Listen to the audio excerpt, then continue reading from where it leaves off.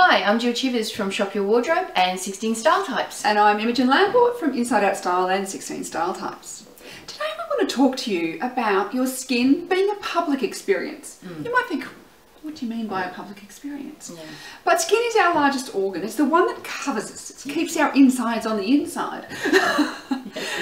And it's always visible. That even if it's just hands or feet, if the rest of you is covered face, you know, most of us were assuming that unless you're a, you know, most of us are uncovered in some way where we see skin. And what I have found fascinating is that people can sometimes feel that they have a right to comment on skin in a way that they might not comment on anything else. Excuse me. Well, skin is just something that is just highly visible, and I remember reading something, and when I became an image consultant, we did quite a bit on this, about how the human eye cannot help but look at skin. So, which is why if you wear anything with a V neckline or an open collar, our eyes are naturally drawn to where skin is.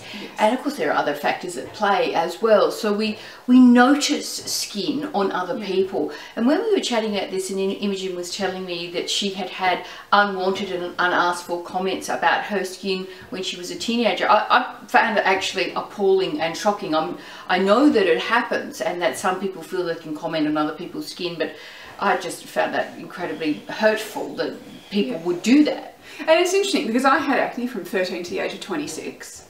So it wasn't just teenage years. It wasn't just your pimples go away in a year. And I tried a lot of different things to try and get, I mean, honestly, it was out there, I tried it. And eventually I had to go to the dermatologist and take the really heavy Roaccutane drugs, which did rid me of my, you know, my acne. Yeah. But you know, the number of times I would you know, be at a party, especially in my late teens, early 20s, and you know, men would say to me, "You'd be so attractive if you didn't have those pimples," or "Do you know you have that?" Like, I don't. Yeah, I know I've got the pimple. Yeah, I'm really aware of it. In fact, I spent a lot of time looking in the mirror at it, wishing it wasn't there, trying to cover it up, trying to make you not notice it. And it's interesting because Jill is someone who has a patterned skin.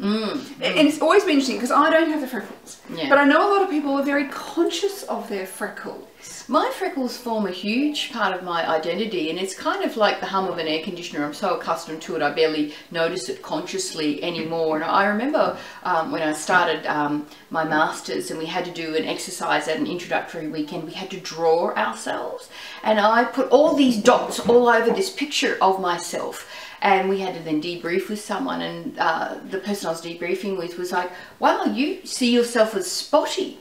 And they have faded a little bit on my face, and they're not as conspicuous as they were when I was very young, but I definitely have an experience of myself as being patterned, having patterned skin. And I look at women who have that beautiful clear ivory skin with such repressed envy, wishing that I have freckles literally everywhere on my body. I'm just patterned from head to toe, and of course I don't tan. The only thing that happens when I do get any sun is my freckles get darker, making those spots more obvious. And it is a big part of how I experience myself. And I've had conversations with other women who have various odd things happening with their skin. It might be a birthmark or even scars, and it does form part of their experience of themselves and their identity. And it's interesting, I had a client who had she'd had a lot of work done to her leg. She had a cancer and something was cut out, and you know, and she was very conscious about covering that scar. And it's one of those things that's interesting because it's this, well, sometimes I think it's, I don't want to have to answer questions. But also too, it's like, oh, you've got the big port wine birthmarks and stuff, particularly if they're on faces. It can always feel that people are looking at you, you're exposed. It can make you feel, I mean, I know with the acne, I just felt not quite good enough. Not quite, like I was damaged goods, and I was out there and the world could see that I didn't have perfect skin. I was kind of slightly damaged. So I think acne is seen as something that's actually slightly repulsive. It's a bit like, you know, you've kind of almost think of when I was, you know, growing up and it was the Bible and it was all about the lepers, you know, and we're not going down, you know, but there's something about like skin conditions can indicate like a horrible disease, and I want to stay away from you because you have a skin condition. Something contagious. Just something contagious and horrible. And I think, you know, with acne, it's a bit icky. It's a bit, you know, it's not attractive. And I mean, it killed my self-confidence for an awfully long time. Yeah. And yet there was, I mean, and honestly, when I had acne, I didn't wear anything that wasn't up to my neck. Right. Covered my back, covered my shoulders, covered my chest. I was covered in acne all over. Yeah. Until I was 22. Yeah, wow.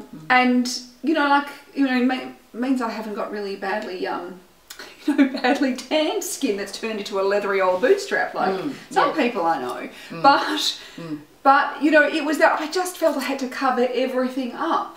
And I guess that is the thing about skin is there's a certain amount of covering up that you can do, but there is some covering up that to do it can almost make you more conspicuous. Yes, if you overcover up. So people have like psoriasis or eczema on their hands often feel very conscious of those things. And I think this is one of those things is like, you know, I think most of us who have a bit of understanding of other people would not be saying, oh my God, pointing out people's pimples or are, you know, going, they've got some skin I'm mortified to think of anybody doing that.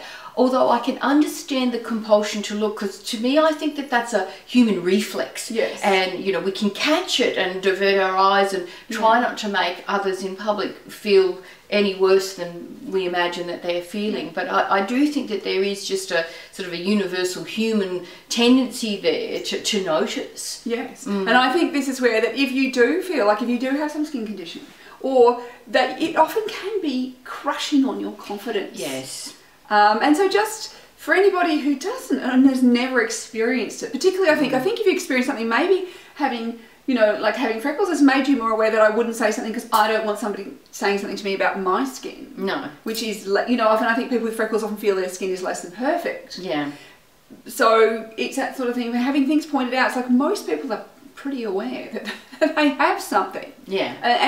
And they just want it to be not noticed. That's not what's important about them. What's important about them is what's on the inside and who they are, not that they have a pimple on the end of their nose or that they have some freckles or, you know, or they have a psoriasis or an eczema or all the different things that we could potentially have. And there's like so many things. And yeah, the skin is such an interesting thing that, and until we were chatting about this recently, it's not something that I consciously am particularly aware of on a regular kind of basis, but you know, we can never get away from it. No. You know, it's not like hair, for example, where you can cover it up with a wig or shave it off. Or, yeah, exactly. So it's sort of a constant part of who we are. So, you know, I'm very interested to know what people's experiences of their skin is and how, would they like their skin. And like it's affected your style. I mean, your love of leopard print has come because it has a beautiful harmony with your skin. In a way, thinking and chatting about this, my embracing of leopard print has been a way of embracing my freckles. It's been a celebration of something that has been with me from the very beginning that I ever had a conscious awareness of myself, and something that I never felt particularly good about. Even though I had friends and family members who would say, oh, those freckles are just so darn cute. They never felt cute to me. I never liked my freckles, and I don't especially like them now. I don't hate them like I used to.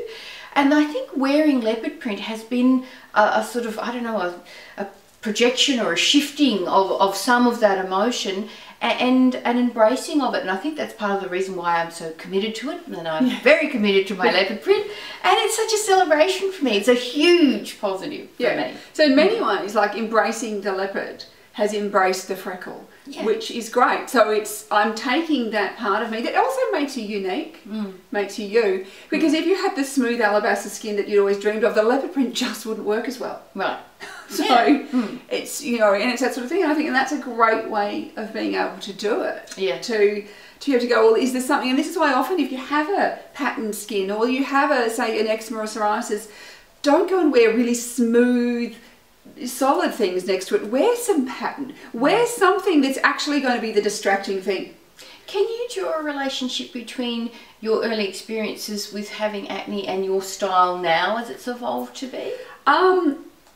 I think I don't think in the same way as yours has, but in the way that I wanted to look good, and the acne, and my confidence was not there. Yeah. Like I really had no confidence for a long time about my appearance in that sort of way. Yeah. So I think that there was probably an element, well, if everything else is put together well, maybe people won't notice that there was probably some element there, but it's not that, you know, I have to choose a certain sort of fabric or those sorts of things in the way, you know, that you might. So perhaps more about the internal experience. But yeah, I would love to know if you've had any experience like this, and just how you've dealt with it, and if there's something you found that's worked for you, that if you have a certain sort of skin condition, does something. And I think too, particularly with some skin conditions, then there's fabrics that are really important, like you know, no synthetics or no wools or whatever they are that are irritating. Yeah. But just even what they look like, so that they're not so much a feature in the way that in a negative way. Yeah.